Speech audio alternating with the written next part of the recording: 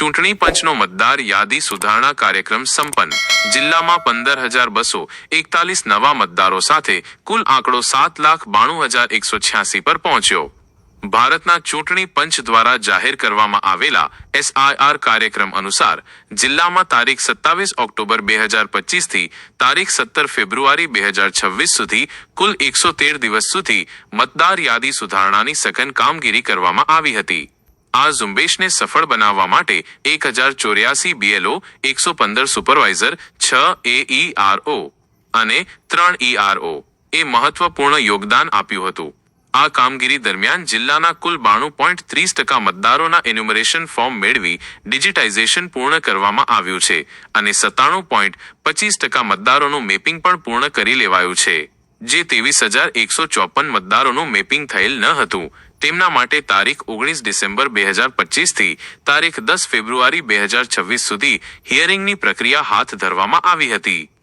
SIRના અંતે પ્રસિદ્ધ થયેલી આખરી મતદાર યાદી 2026 મુજબ જિલ્લામાં કુલ 17,089 નવા નામ ઉમેરાયા છે અને 1,846 નામ કમી કરવામાં આવ્યા છે.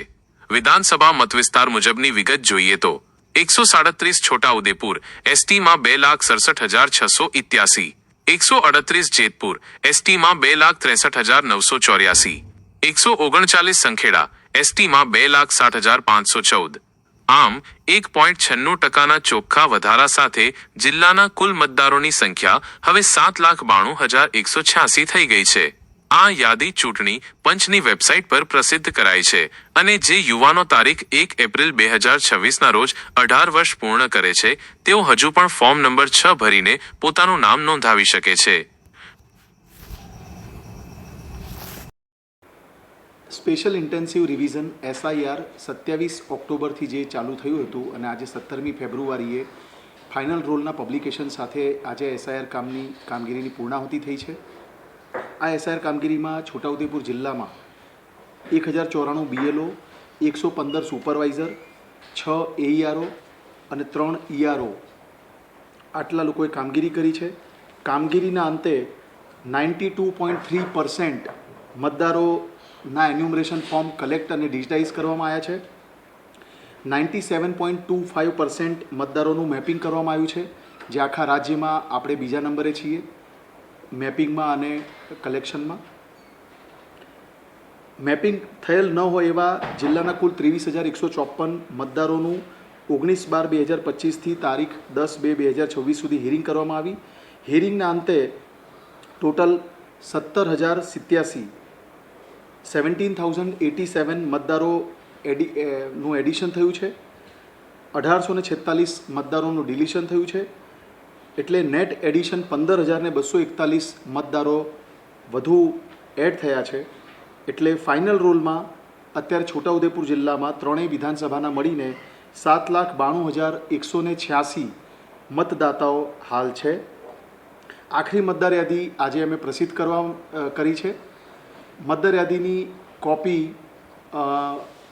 તમામ બૂથોની તમામ માન્ય રાજકીય પક્ષના પ્રતિનિધિઓને આજે આપવામાં આવી છે.